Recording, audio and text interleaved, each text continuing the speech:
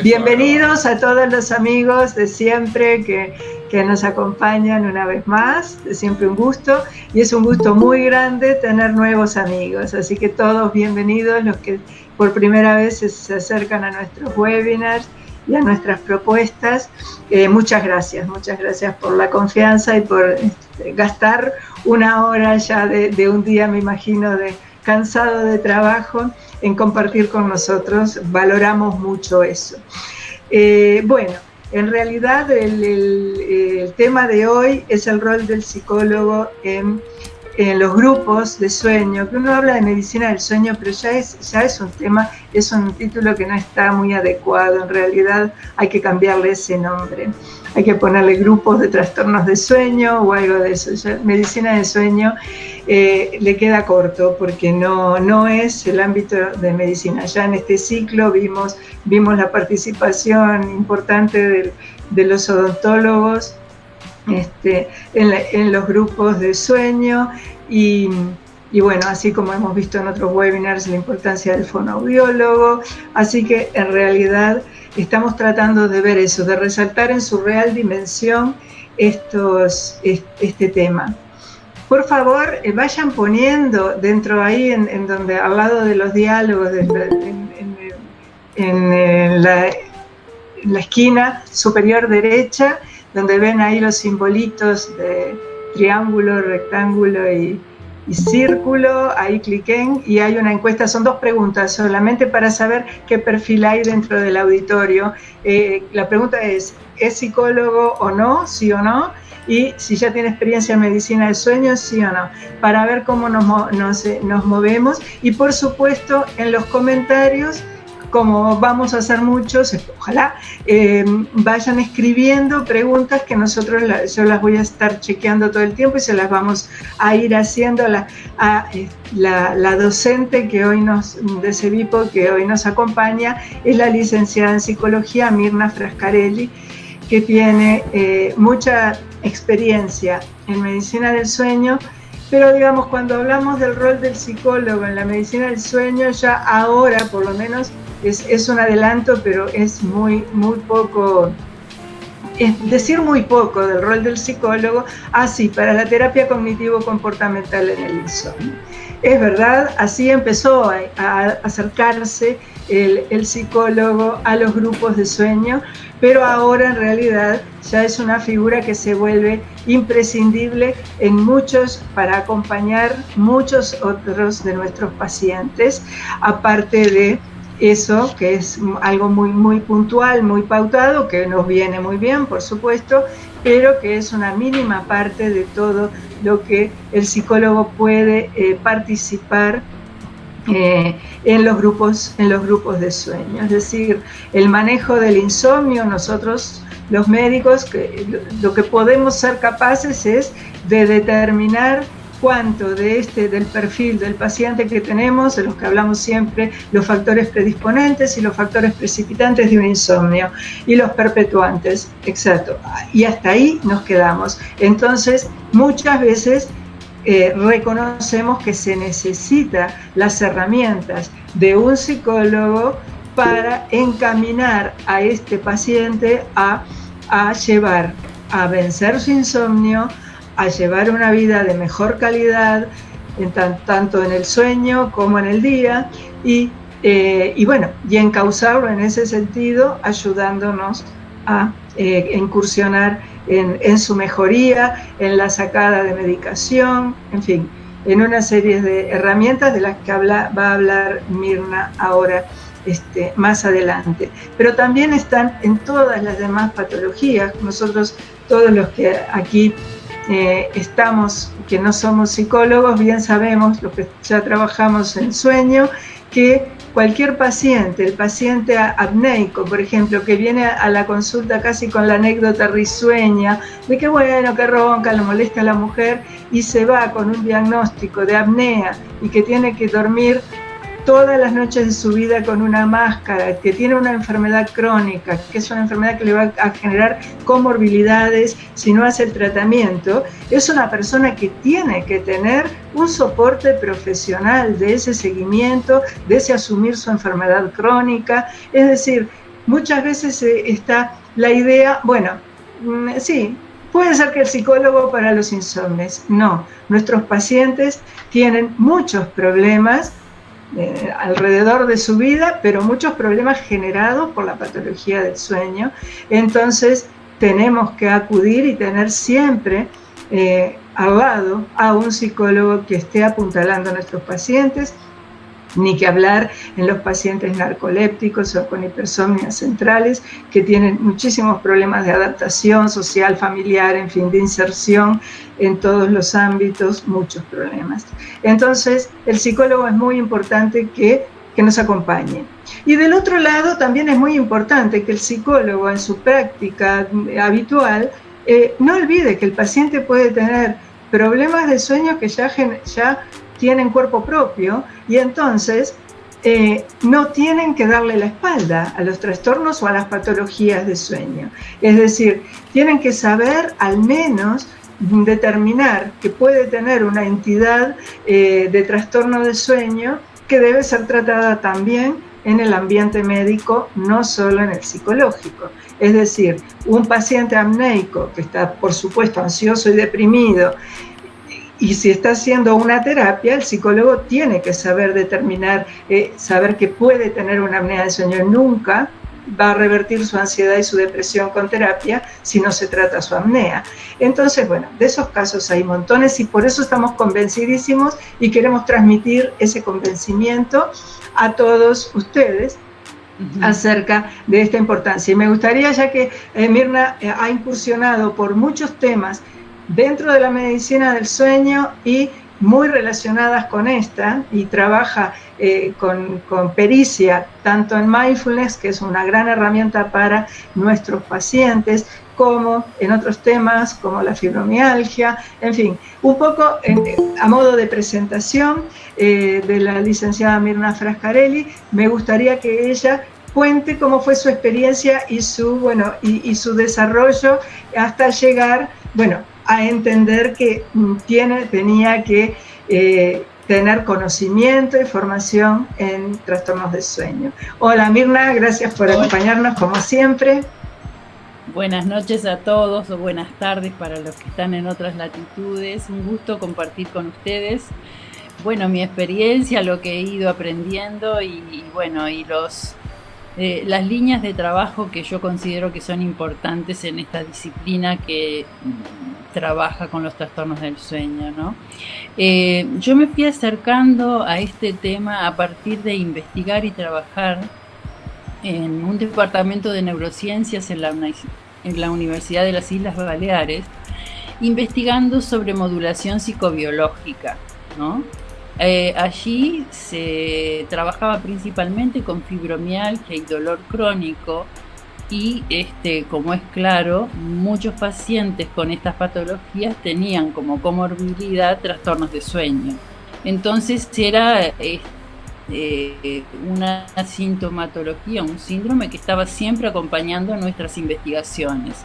A partir de allí, en las investigaciones que se hacían, se indagaba en diferentes aspectos, ¿no? Es decir, trastornos cognitivos, trastornos emocionales, apoyo social, un montón de áreas que modulaban la intensidad del dolor, ¿no? Y diferentes síntomas de la fibromialgia. En las investigaciones había como un paralelo, era no podíamos sacar los trastornos del sueño en la presencia de esas patologías. Entonces empezamos a ver que diferentes parámetros generaban una modulación psicobiológica muy importante en la percepción del dolor y por ende en los trastornos del sueño, ¿no? En eso estaban algunos elementos como por ejemplo locus de control, regular el locus de control de los pacientes, regular un aspecto que era la indefensión aprendida, que ahora les explico cuáles son esas, y el arousal, o sea, el grado de activación fisiológica que tenían los pacientes. frente a toda su situación, y que eso estaba regulado también por los procesos cognitivos que tenían los pacientes, ¿no? Vayan preguntando, porque yo empiezo a hablar y sigo. Yo te interrumpo en cuanto salgan preguntas, no te preocupes. Ahí está. Entonces, a partir de esas investigaciones se vio que empezaban a aparecer muchos elementos factibles de trabajar psicológicamente que modulaban la experiencia, ya sea del dolor, la sintomatología del dolor y los trastornos del sueño que se presentaban coadyuvantes, ¿no? Entonces, por ejemplo, el locus de control es uno de los elementos que es muy común que se presente en los pacientes con trastornos somáticos, donde están muy habituados a esperar. Se llama hay 3 tipos de locus de control: primario, secundario y tercerizado. Entonces los pacientes están acostumbrados a esperar que venga la solución de afuera, o la pastilla, o el médico, o algo externo que le solucione lo que le está pasando, y cada vez va debilitándose más su sensación de ser capaz de regular lo que le está pasando de alguna forma. Eso en los pacientes con trastornos de sueños es muy común. El paciente, ni bien tiene dificultad para conciliar el sueño, va a que la pastilla le solucione su trastorno.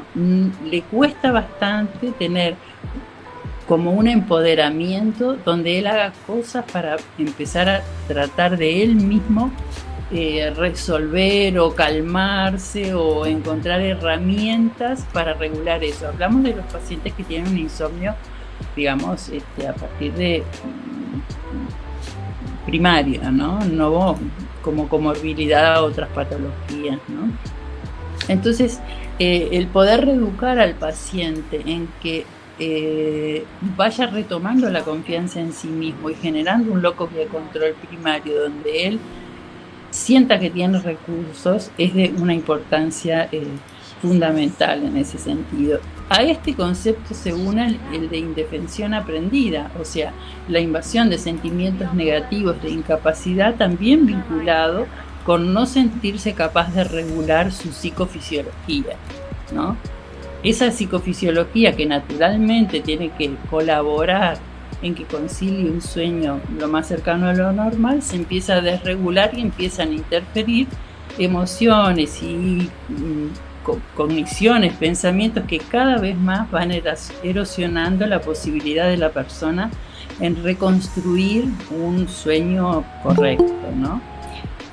Por eso yo había traído el concepto de arousal, ¿no? Que es el grado de activación fisiológica y psicológica vinculado a la modulación psicobiológica, porque hay investigaciones que han de alguna manera mostrado que el arousal es ese grado de activación que va tanto desde el dormir profundo a una actividad de total vigilia, ¿no? Y cada actividad tiene un arousal diferente, y cada persona también necesita de un arousal diferente para las diferentes actividades de su vida, ¿no? Porque tiene un grado de activación fisiológica diferente, pautado por diferentes parámetros biológicos, ¿no? Entonces, estos investigadores, esa ley famosa de Yerkes-Dawson, lo que empezaron a ver es que para realizar una actividad hay un grado de activación que se correlaciona con el logro y la eficacia de esa actividad, y que eso hay que concientizarlo, percibirlo para poderlo autorregular. O sea, un paciente que quiere regular su sueño tiene que empezar a percibir cuál es el grado de activación fisiológica, o sea, arousal, que tiene que empezar a modular para que sea capaz de generar ese proceso naturalmente, ¿no? Y eso lo va a ir logrando en la medida en que los otros aspectos, como el locus de control, la indefensión aprendida, también estén saneados en esa percepción de capacidad. Si no, empieza todo un proceso de erosionar las capacidades del paciente que lo conlleva a un sentimiento de impotencia total, donde ya nada es útil, ¿no? Claro, además eso de las cogniciones disfuncionales que se empiezan a crear en el insomnio crónico, ¿no? El decir, bueno, estoy muy enfermo, esto me va a generar, estoy muy mal, entonces debo estar muy enfermo, esto me va a generar otras enfermedades, esto en qué termina, o sea, todo eso, digamos, cómo lo trabajan concretamente. Bueno, concretamente, digamos, lo más importante es generar como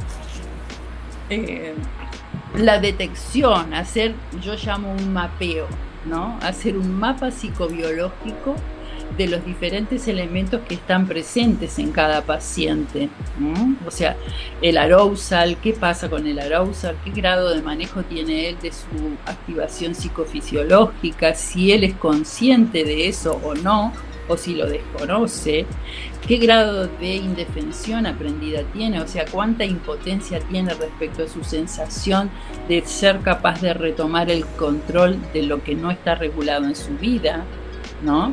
¿Qué otras incidencias están alrededor de estos temas, como pueden ser incluso influencias vinculares negativas, procesos cognitivos patológicos, esto que tú misma estabas diciendo, Marisa, hay procesos cognitivos que sobreactivan fisiológicamente a la persona. Incluso muchas veces yo trabajo con los pacientes y digo, por favor, después de las 5 o 6 de la tarde, no entren a ninguna discusión, pero no es que no lo vayan a hacer.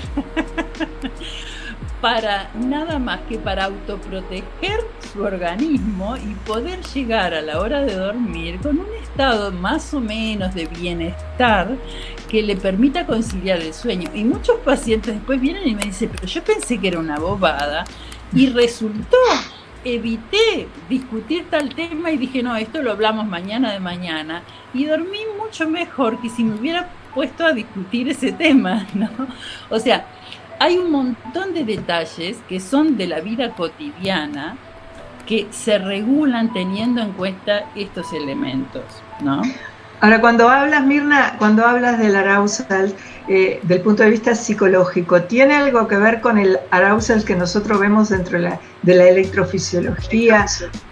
Al ver un registro electroencefalográfico, que uno ve esos sueños activados que no pueden realmente, que tienen o intrusiones, como ahora tengo un paciente justamente que es un insomnio que ha evolucionado muy bien, pero no logro que esté perfecto. Entonces se hizo una polisomnografía y le hemos visto un montón de microdespertares, un montón de intrusión de ritmo alfa en muchas etapas. Entonces esa activación se correlaciona a esa activación que se ve, que ustedes le llaman, con el arousal electrofisiológico de la noche, esa activación cortical.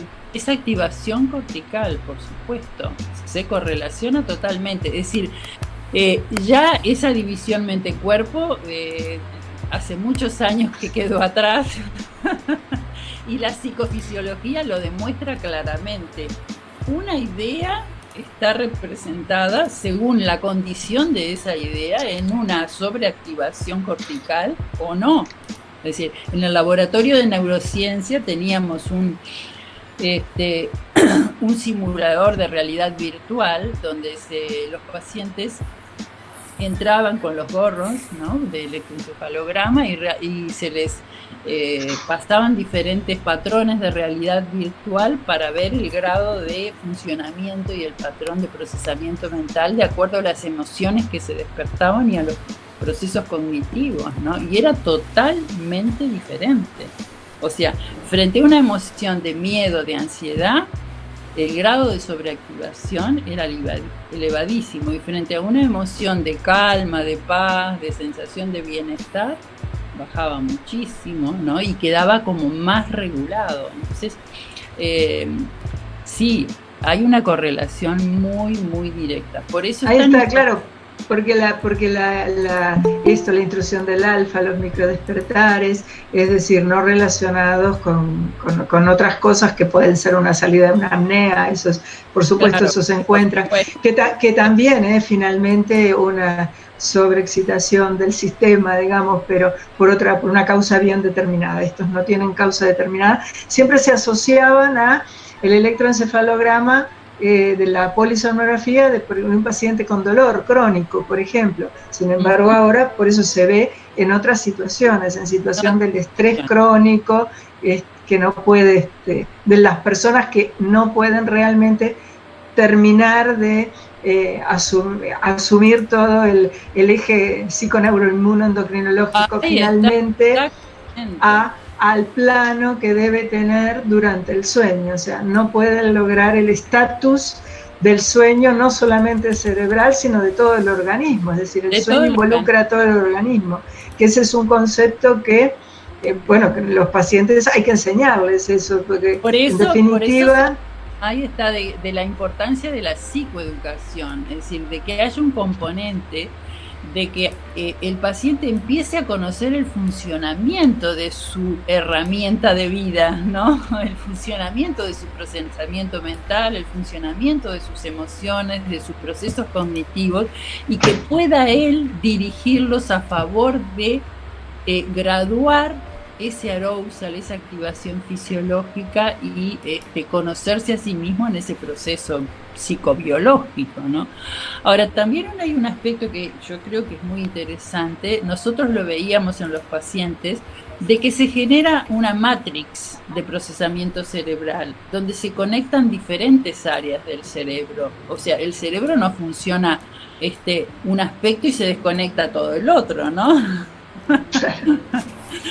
Entonces, que en esa matriz de funcionamiento, de procesamiento cerebral, muchas veces lo que ocurre es que a partir de una activación cognitiva, se produce, como yo decía en Guirnalda de Navidad, se activan un montón de otras cosas juntas. O sea, se produce una activación cognitiva por un pensamiento intrusivo negativo, inmediatamente aparece una activación en la zona emocional, digamos, en la amígdala, inmediatamente aparece una activación en los centros sensoriales. O sea, hay un compromiso de todo el funcionamiento y una sobreactivación de todo el funcionamiento. Entonces, muchas veces no es una cosa, sí, empezó por una cosa, pero la guirnalda de Navidad se extendió a todos los demás núcleos, ¿no? Y ya está todo, digamos, comprometido. Por eso es esto de la modulación, de la autorregulación psicobiológica a través de diferentes herramientas que el paciente tiene que ir aprendiendo.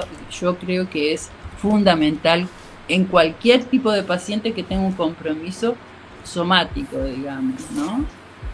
Sí, esto no es exclusivo del sueño. En realidad toda la neurociencia ahora tiene el concepto de que no se puede hablar mucho de núcleos de procesamiento como cosas, entidades aisladas, es decir, el cerebro como una red con muchos sitios hub de redistribución, y que en eso se puede incidir, redistribuyendo con la plasticidad neural, apoyándose en la plasticidad neural, redistribuir los predominios de los sitios hub de fenómenos claves, pero que ya, bueno, por eso, ya las reuniones de neurociencia no tienen solo un perfil de profesionales en biología, tienen matemáticos, físicos. Las reuniones de neurociencia ya son otra cosa. Nosotros teníamos un matemático un estadístico, además de matemático.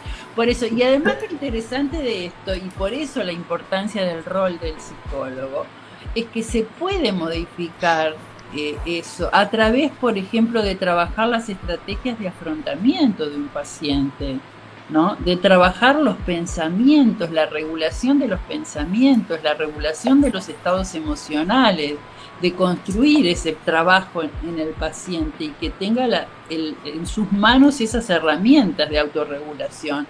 Entonces, eso a mí me parece muy interesante, ¿no? Es decir, que el paciente tiene herramientas que es capaz de manejar si logra esos aprendizajes de funcionamiento y de autoconocimiento, ¿no? Y que esto va a generar digamos, la mejoría para siempre. Esa es la otra, ¿no? Porque cuando nos enfrentamos a un insomnio que lo que quiere es una pastillita que lo haga dormir, que la anterior ya no lo hace dormir más, lo que es todo el proceso de enseñarle, no, la pastillita vamos a ir sacándola paulatinamente, sustituyéndola, pero la idea es, usted aprende a dormir para siempre, reaprende, porque todo el mundo nace sabiendo dormir, es después la vida la que a uno lo va llevando por distintos caminos hasta terminar con el insomnio, es decir, se desaprendió, reaprender. Entonces, en ese sentido, y ya que sos experta en mindfulness, me gustaría que, por favor, dejen preguntas ustedes. Yo tengo estas preguntas que ya me han ido haciendo por otras vías y se las voy haciendo, pero sería muy bueno que el auditorio vaya dejando sus preguntas. Mientras tanto, te sigo preguntando con el banco de preguntas que me han alcanzado. ¿Cuál es la estrategia del mindfulness? ¿Por qué se vuelve tan eficiente, tan bueno en estos pacientes, para ayudar a los pacientes? Bueno, mindfulness se ha vuelto una estrategia óptima para muchísimas cosas, ¿no? Pero en estos pacientes, a través de mindfulness se genera lo que hemos dado en llamar un proceso de metacognición, ¿no? Es decir, de autoobservación consciente, ¿no? Y de percepción consciente, percepción de todo, de lo sensorial, de lo emocional, de lo cognitivo, ¿no? De todos los procesos. O sea, a través de esa, digamos, metacognición y de esa posibilidad de autoobservación consciente, se empieza a descubrir la persona cómo funciona su sistema, ¿no? Cómo funcionan los pensamientos, cómo funcionan las emociones, cómo se activa sensorialmente un montón de digamos, de sensaciones corporales y cómo las puede regular, ¿no? Y cómo están desreguladas. Muchas veces las personas que vienen a los talleres mindfulness, las primeras sesiones mindfulness, no pueden quedarse quietas porque están con un grado de sobreactivación tan grande que empiezan no logran quedarse en calma, ¿no? Llegar a construir la calma es todo un proceso de autorregulación, ¿no? Que se logra por la autopercepción consciente y la atención dirigida. Entonces, la atención dirigida se ha demostrado a través de muchos estudios de neuroimagen que genera un proceso regulador del procesamiento central. Y a través de ese proceso de regulación del procesamiento central, ya por la atención dirigida, se estabiliza la sobreactivación, regula también el sueño. Porque se produce todo digamos, una nivelación de esta sobreactivación cognitiva y fisiológica que está muy presente en los pacientes con trastornos de sueño, ¿no? O sea, hay todo un entrenamiento a través de mindfulness a un funcionamiento del procesamiento cerebral óptimo, ¿no? Que eso es lo esencial para manejar, para que el paciente sepa manejar en los insomnios de mantenimiento, que son los más comunes, ¿no? Porque el insomnio de conciliación en general no se ve porque está la mezcla que todo el mundo está privado de sueño, más o menos privado. Entonces, en general, la consulta más frecuente es: me acuesto y me duermo rápido, pero me despierto a los 90 minutos, a la hora y media, es decir, se despiertan fisiológicamente cuando deben despertarse, que se cumple el primer ciclo de sueño del ritmo ultradiano habitual en la arquitectura del sueño. El problema es que después, en ese despertar, ya se enganchan con una alerta inadecuada. Entonces, ese es el momento de aplicar, no una pastilla, que es lo que quieren, sino justamente de tener la herramienta de aplicar este tipo de técnicas que se vuelven fundamentales, exacto. Y ese es el aprendizaje que uno le tiene que dar al paciente, ni que hablar. Y bueno, a ver, ¿Cómo se aborda el tema? A ver, Minaret está preguntando, ¿cómo se aborda el tema de la pareja? ¿Puede ser un apoyo?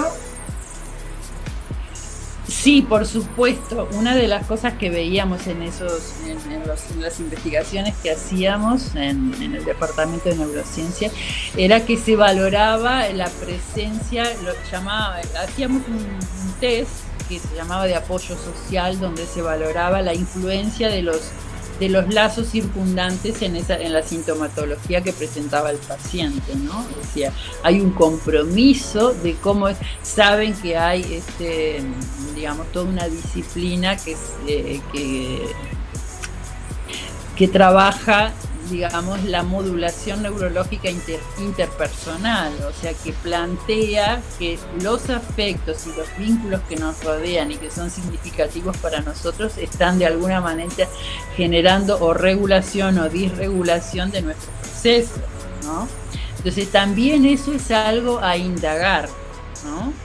Cómo influye la presencia de las personas cercanas en esa, digamos, regulación psicobiológica del individuo, de qué manera está influenciando, y ahí también la presencia de la conciencia, ¿no? De tomar conciencia de cómo lo que nos rodea está influyendo en nuestro sí, a favor o en contra, ¿no? Porque muchas veces también uno recibe consultas de gente que cree que tiene un problema de sueño, pero en realidad no se engranan con la pareja. Por ejemplo, alguien que es un búho y con una alondra, que es como que no se encuentran nunca, y uno le reprocha al otro que duerme mal y los dos duermen bien. O sea, es muy complicado lo de la pareja.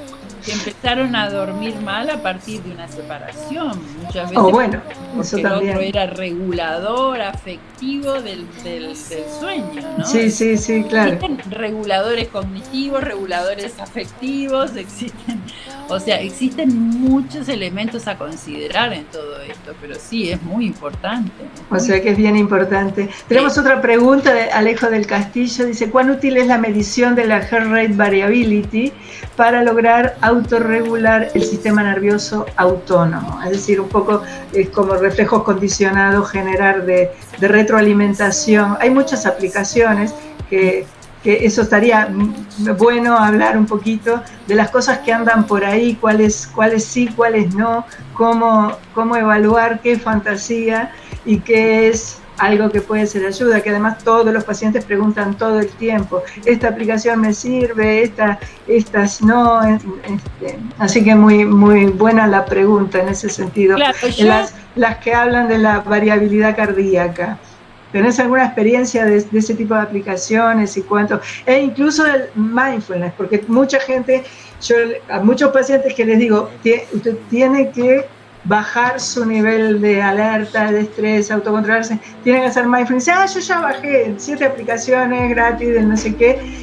Y bueno, hablaba un poco de todo esto, de estas cosas, tanto de la medición de la variabilidad cardíaca o respiratoria o de la temperatura de piel. Hay muchísimas mediciones que luego extrapolan a cosas más o menos gratuitas. Bueno, me gustaría que lo cierto, cualquiera puede discrepar conmigo, yo doy la opinión que tengo sobre algunas cosas, ¿no? Por supuesto. Creo que pueden ser distractores cognitivos de muy baja eficacia, porque generan una ilusión de que por ese lado va a venir una solución rápida, y van a obtener un dato tentador como solución para regular determinados parámetros. Y la verdad que yo no he visto que ninguna de esas aplicaciones y ninguno de esos controles realmente sea efectivo a la hora de que una persona sea capaz de modular psicobiológicamente su arousal y sus diferentes componentes emotivos, cognitivos, para ser dueño de sí mismo y tener el control de su psicofisiología, ¿no? Es decir, son cosas muy complicadas, además sin seguimiento y contención del profesional, además, o sea. Y es lo que ocurre con mindfulness. Yo siempre cuento las anécdotas de que cuando yo inicié a hacer talleres, venían muchas personas que hacía muchísimos años que hacían supuestamente meditación, porque eran profesores de yoga, porque ellos meditaban, pero a la hora verdadera de ponernos a trabajar, no sabían meditar, porque meditar no es relajarse en un sillón, es todo un trabajo de la mente que tiene que tener un seguimiento, que tiene etapas, que hay indicios de que si el camino se está haciendo bien o no se está haciendo bien. O sea, no es que porque haya muchas aplicaciones es fácil, ¿no? Porque ahora parece no, que exacto. Sí, por eso hay que tener cuidado, así como desmistificamos muchas cosas el miércoles pasado con respecto a los dispositivos genéricos y todo eso y el daño que se puede hacer, en este sentido también puede ser eso. Puede ser una satisfacción de corto plazo, decir, ay, tengo esto, generar una cierta ilusión. Y de repente, bueno, si es leve el problema, puede hasta mejorarse por un tiempo, pero no es el efecto real de una solución verdadera y profunda, ¿no? Claro. Del sistema. Está vinculado a esto que yo hablaba del locus de control primario y secundario, ¿no? Es poner en un artefacto el control de un parámetro que en realidad, a la hora de la verdad, ¿cuánta utilidad es que tiene? Claro, y además el artefacto es bastante grosero, digamos, porque si no se tiene el correlato paralelo de qué etapa de sueño o vigilia está, un cambio de la presión, de la frecuencia cardíaca, por ejemplo, instantáneo, puede ser muchas cosas. Puede ser un estado de vigilia cambiante, puede ser un sueño REM en donde es totalmente lógico que tenga latido a latido una frecuencia totalmente distinta, instantánea, y entonces no se puede extrapolar nada, es mucho más fantasía que realidad. Yo lo he visto más como un factor de activación cognitiva porque genera preocupación y estar pendiente de, y como algo que realmente calme y genere, digamos, un acercamiento a este arousal óptimo que decimos para tratar de generar esa estabilidad que vehiculice la entrada en un sueño más estable, ¿no? A ver, alguien, mira, gracias, dice, bueno, el doctor Elvin Cruz, buenas noches, saludos desde República Dominicana, bienvenido. República Dominicana, no tenemos mucha presencia en la comunidad, así que bienvenido. Tiene una institución, un programa de psicólogos para terapia en sueño.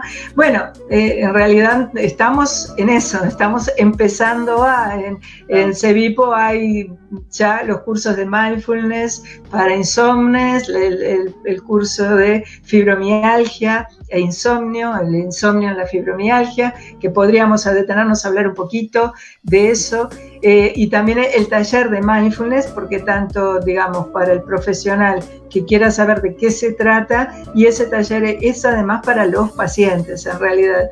El taller de mindfulness que organiza Mirna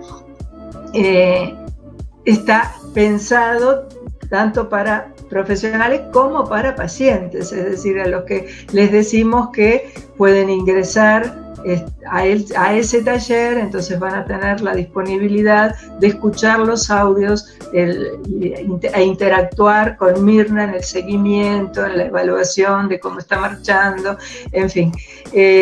Así que gracias por la pregunta, doctor Elvin, y mira la página de CEVIPO con los programas, y bueno, a ver, ¿qué te parece? Y por supuesto retroalimentaciones, todas las que quieran. Esto es un gran debe que tiene el sueño, los trastornos de sueño, que bueno, que cuanto más se difundan y más la gente le ponga pensamiento, mejor. Y me gustaría que hicieras un poco también la visión, porque en definitiva la fibromialgia, si bien tiene un perfil de personalidad de las pacientes fibromiálgicas en particular, lo básico es como el dolor crónico, ¿no? Entonces, ¿cómo te manejas en eso? Que también sé que tenés mucha experiencia en el tratamiento de estas pacientes. Sí, lo básico es el dolor crónico, pero no, ahora eso era el primer patrón diagnóstico estaba basado en el dolor crónico de esos puntos gatillo que tiene la fibromialgia. Y ahora, yo digo ahora, pero hace ya bastantes años, la modalidad diagnóstica se modificó y lo que se trabaja es la polisintomatología que tiene una paciente con fibromialgia, ¿no? Y esta polisintomatología podríamos decir que se relaciona con un sistema nervioso central erosionado, desgastado, que va como haciendo agua, podríamos decir, por decirlo un poquito en lunfardo. Pero también en los estudios que hicimos se ve la presencia de una pain matrix, ¿no? Una matriz de dolor que está en el procesamiento cerebral. Y a partir del reconocimiento de esa matriz de dolor y todos los núcleos que implica, se hace una rehabilitación de ese funcionamiento, ¿no? Y se hace un poco como con el sueño, una rehabilitación cognitiva, psicoeducación, mindfulness para generar un arousal adecuado para ellas.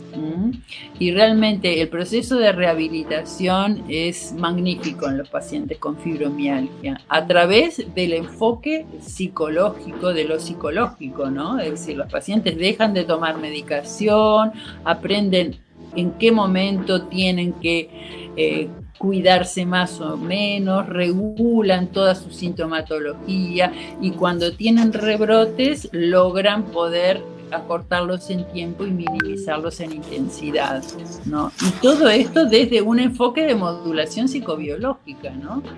Entonces, por eso, y uno de los síntomas que predominan en estas pacientes son los trastornos del sueño, que en la medida en que se hace este patrón, digamos, educativo y de rehabilitación, también se logra reeducar.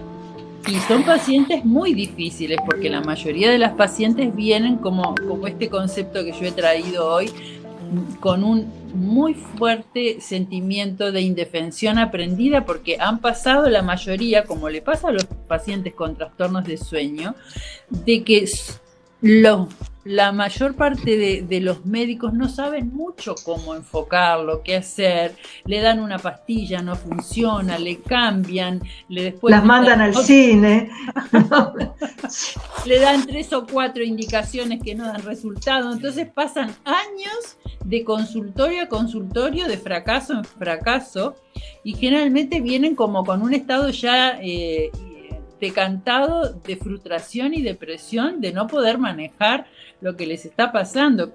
Digamos, es muy parecido a los pacientes con trastornos de sueño, ¿no? Entonces, remontar esto es todo un trabajo que hay que hacerlo desde muchos lugares, desde un equipo médico que realmente enfoque seriamente lo que está pasando y también de trabajar todos los aspectos psicoemocionales, ¿no?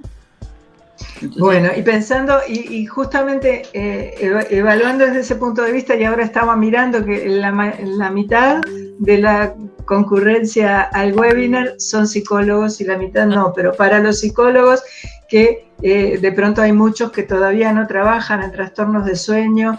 ¿Y cuál es tu percepción, Mirna, de lo otro que yo decía? Pues una cosa es el psicólogo al lado del equipo de salud, apuntalando al paciente, y la otra es el psicólogo en su consultorio con los pacientes que le llegan directamente a una terapia, pero que no por un trastorno de sueño. ¿Cuánto debería explorar? ¿Cuál es la realidad en general de las terapias con respecto al sueño? ¿Cuánto indagan y cuánto deberían indagar, digamos, cuán importante es claro, el no, manejo. yo creo que en eso hay diferentes abordajes, porque hay, según las diferentes líneas de trabajo, ¿no? O sea, dentro de lo que es la línea psicoanalítica no se atiende el trastorno del sueño, lo que se atiende es el contenido simbólico del sueño, o sea que cuando llega un paciente a un psicólogo y tiene una línea psicoanalítica, realmente no sabe qué hacer, no lo escucha, no lo atiende, y lo que atiende es otro aspecto, que es si soñó, en qué soñó y qué contenido simbólico tiene ese soñar. Los psicólogos que tienen, digamos, una formación más cognitivo-conductual, posiblemente alguna herramienta puedan utilizar para tratar de guiar al paciente, pero yo creo que en definitiva, a menos que sea una persona que tenga una formación y que se haya preocupado, por ejemplo, como en somnología, que es una disciplina específica de la psicología para abordar este tipo de temas, la mayoría de los psicólogos creo que no tienen las herramientas claras de qué pueden hacer y de qué manera pueden ayudar a un paciente con trastornos del sueño, ¿no? Es decir, van por otros senderos, siendo que este es un sendero que realmente podrían colaborar mucho y ayudar mucho al paciente y a su mejoría, ¿no? Porque es un poco lo que decíamos del inicio, porque el compromiso de la patología del paciente, la alteración del sueño, es del métier del psicólogo, es de las estrategias de afrontamiento, es de las vivencias, las emociones, los procesos cognitivos, es de la psicoeducación, es todo del campo, ¿no?, de trabajo en estos elementos, no cuando hablamos de algo trastorno médico, ¿no?, pero desde esta mirada es de la tarea del psicólogo, ¿no? Y sí, no, perdón, sí. Sí, y desde allí es que se puede hacer muchísimo, pero yo creo que no hay una idea clara de cuánto se puede ayudar a un paciente con trastornos de sueño desde la psicología, ¿no? Sí, seguramente tenemos los médicos, y me consta bastante que en toda Latinoamérica, formación de grado prácticamente nula en medicina del sueño, con lo cual imagino que en las carreras de psicología, que sería muy bueno que la gente de otros países diga un poco cuánto se forman en trastornos de sueño y que para ver cuál es la realidad, porque este es el primer encuentro que perfilamos básicamente para los psicólogos. Es decir, entonces me gustaría empezar a saber en qué terreno estamos y cuáles son los principales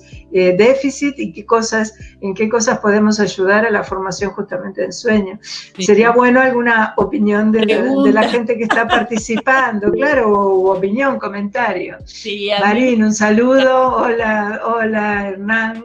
Gracias, Mirna y Marisa. Bueno, a ver, me gustaría tener alguna opinión de los psicólogos que se están acercando para ver de qué va esto, no tanto los que ya trabajan, que por supuesto se formaron en general, bueno, como en algún centro, o sea, se preocuparon de formarse, pero no. Carmen Aguirre dice: buenas noches, en España la formación sobre el sueño en la carrera de psicología es también escasa. Gracias, Carmen. Sí, o sea, es el problema que tenemos todos, no sé, el sueño no se valora. No, cuando y creo es totalmente fundamental. Claro, que todavía el psicólogo, a menos que ya haya tenido una inquietud específica de tomar este camino y la formación en somnología, todavía no es consciente de que es una tarea de su campo de trabajo, ¿no? Y que necesita una formación específica para poderla aplicar, reconocer y ayudar a sus pacientes, ¿no? Entonces creo que a los psicólogos que nos están escuchando, que es un gran campo de trabajo donde se puede ayudar muchísimo a los pacientes, ¿no? Que requiere un camino para reconocerlo y para desarrollar las herramientas, pero que es posible ayudar mucho a los pacientes, ¿no? Sí, Marín de Colombia dice también, en Latinoamérica hicimos un estudio y es el mismo problema de formación al igual que en los médicos, a excepción de la UNAM, en México, donde la Facultad de Psicología tiene una maestría en trastornos del dormir. Claro, ya, pero es un posgrado, una maestría es un posgrado, es decir, el que no se interesa por eso, es como que el sueño es un problema que debería ser universal, que al menos tendrían que, todos los profesionales de la salud tendríamos que tener las herramientas para hacer un diagnóstico primario de poder tener un trastorno del sueño, es decir, a ver, los narcolépticos primero pierden años circulando por los psiquiatras y los neurólogos, pero luego cuando no tienen nada imagenológico, no tienen nada, terminan siempre con terapias eternas, porque bueno, tanto dormir tiene que ser un tipo de depresión, y claro que están deprimidos además, obviamente, pero una depresión totalmente secundaria a su condición de narcolépticos. Entonces, es el peregrinar ese que el psicólogo debería tener nociones mínimas, por ejemplo, para decir, bueno, no será un narcoléptico, seguramente no hay psicólogo que sepa, así como hay la mayoría de los médicos que no les interesa la medicina del sueño, no saben ni diagnosticar, entonces es un debe de las currículas de las carreras, claramente. O sea veo que también de psicología. Claro. A ver qué hay otras opiniones. Rosaura Villagómez, buenas noches, yo soy estudiante de psicología, en mi plan de estudios no hay ninguna materia relacionada a los problemas de sueño, vivo en Chiapas, México. Claro. Bueno, hablaban de la UNAM, claro, claro. Seguramente hay otras universidades que tienen el mismo problema que el resto de Latinoamérica, no tienen formación. Y bueno, y de hecho en la UNAM hay mucha escuela de sueño en la UNAM desde hace muchísimas décadas, y se formó un grupo muy poderoso también de psicólogos que generaron este posgrado justamente por la necesidad que hay. Sí, pero debería ser de grado, así como hay tantos otros problemas, o sea, el sueño involucra todo, involucra lo que decíamos, el eje psiconeuroinmunoendocrinológico, o sea que nada escapa al sueño, o sea, todos deberían tener una formación. Sí. Me pregunta Florencia Trujillo, ¿hay en el Uruguay la formación en somnología? En Uruguay, en las universidades no hay, no, para nada. Por eso yo destaco que la toma de conciencia de la importancia en tomar contacto con una formación, y de que es una herramienta a través de la cual se desarrolla todo un campo de trabajo y de ayuda a los pacientes, y que es muy necesario, porque el porcentaje de personas que hay con trastornos del sueño es enorme, enorme. Ya sea crónico o puntual o agudo, el trastorno de sueño es algo que se ve con muchísima frecuencia, ¿no? Epidemiológicamente es muy alta la frecuencia. Lo que decimos siempre, la real pandemia, pero como es tan vieja que ya no interesa, es la privación de sueño que tiene la sociedad moderna y el insomnio. O sea, y eso es todo el mundo le da la espalda, salvo los que empezamos a trabajar en eso. Y por contestarle un poco más a Florencia, realmente la gente se forma buscando núcleos de gente que ya trabaja en eso, y así nos vamos formando en una cascada en donde nos vamos encadenando. La gente que quiere empezar a formarse se arrima a centros que trabajan en sueño, y así es como la seguimos. Marín dice, el mismo René Drucker, que era psicólogo, la escuela mexicana ha sido muy fuerte. Claro, la escuela mexicana tiene una gran fortaleza de la neurociencia, en la neurociencia básica, y así eso se transmitió a la psicología, a la medicina. O sea, es uno de los puntales de Latinoamérica, obviamente. Y hay un grupo de trabajo en somnología que ha hecho manuales de psicología para los trastornos del sueño, pero no está implementado realmente como una formación en muchísimas universidades. Realmente es un territorio aún desconocido para muchas personas. Y hay y bueno, y nosotros tenemos, para la gente nueva que todavía recién nos está conociendo, Cevipo tiene el canal de YouTube que tiene más de 100 videos, que es todo para la población general, justamente para que sus dudas, en alguno de los videos podrán responder algunas de sus dudas, y si no, además dejan comentarios muchísimos, en donde uno ve lo perdida que está la gente y lo sola que se siente con sus sintomatologías de trastornos de sueño, que no saben a dónde acudir. Si miran los videos y ven los comentarios, es abrumador cómo la gente está absolutamente perdida y no sabe a dónde dirigirse. Entonces es una necesidad que tenemos. Estos webinars, la idea son no solo interactuar entre nosotros, y espero que en las próximas sesiones que hagamos con los psicólogos se animen más a participar, sí, y a volcar dudas. Pregunten, no tengan temor. Claro, exacto. Pero bueno, eso se va a ir, recién es como que el primer encuentro que hicimos para psicólogos, así que es bastante entendible, pero está bueno que cada uno de nosotros sintamos la responsabilidad de, además, divulgar la necesidad de formar a los profesionales de nuestro, digamos, nicho profesional, los médicos, los licenciados, los psicólogos, los odontólogos. Me parece la labor de difusión que tenemos que hacer y de formación de más recursos humanos al respecto es absolutamente fundamental, porque somos escasísimos para la cantidad de gente que está sufriendo trastornos del sueño, ¿verdad? Entonces, realmente ya estamos en la hora, son las 9:31. Mirna, si quieres cerrar con algún concepto general y no sé. Bueno, solamente como hacer un repasito por lo que ya dije, ¿no? De la importancia de esta de que el paciente desarrolle como esa capacidad de modular psicobiológicamente su fisiología, ¿no? Y que eso es posible, que no es algo de otro mundo, y que simplemente a través de construir herramientas a través de las cuales él se pueda autopercibir, conocer, ir regulando y aprendiendo a regularse.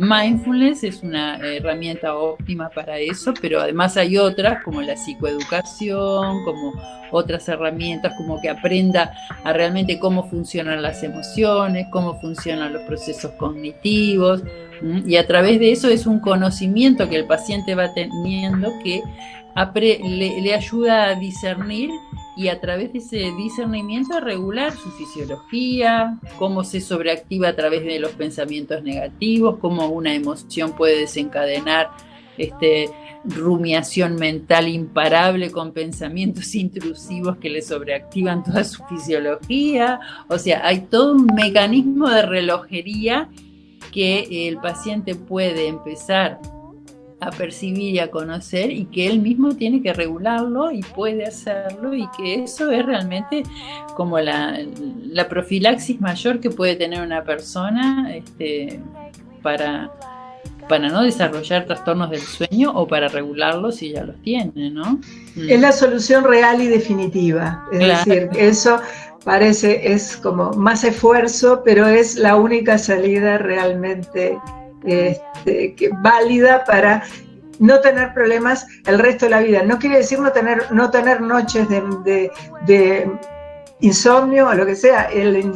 El dormir mal es reaccionar al día. Si somos normales, reaccionamos cuando tenemos algún problema, reaccionamos con un insomnio agudo. Eso es fisiológico. Lo que no es fisiológico son ya los insomnios crónicos que adquieren cuerpo propio, y eso es lo que hay que aprender a manejar. Y una vez que se aprende para siempre. Entonces, además se desdramatiza el problema cuando el problema surge porque es puntual y es reaccional.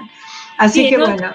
Tal vez en otra charla podríamos traer viñetas clínicas para que se vea un poquito cómo funciona todo esto, ¿no? Exacto, eso sería fantástico, sí, hacer intercambios de experiencias reales, de historias reales.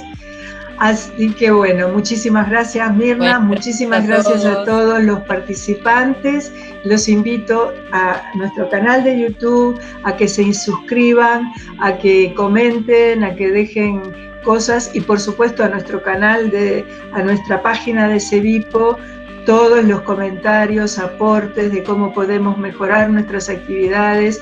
Ahora esperemos que la pandemia vaya aflojando y podamos tener además reencuentros presenciales que son tan importantes en el ambiente de la salud, y tenemos que reencontrarnos en esas actividades que habíamos empezado a hacer de talleres de fines de semana que son tan importantes. Bueno, propongan ciudades, lugares. Nosotros estamos habituados, como digo yo, somos el circo ambulante de CEVIPO, a donde vamos, donde nos quieran recibir. De hecho, ya hemos hecho muchas actividades en Colombia, en Ecuador, en Perú.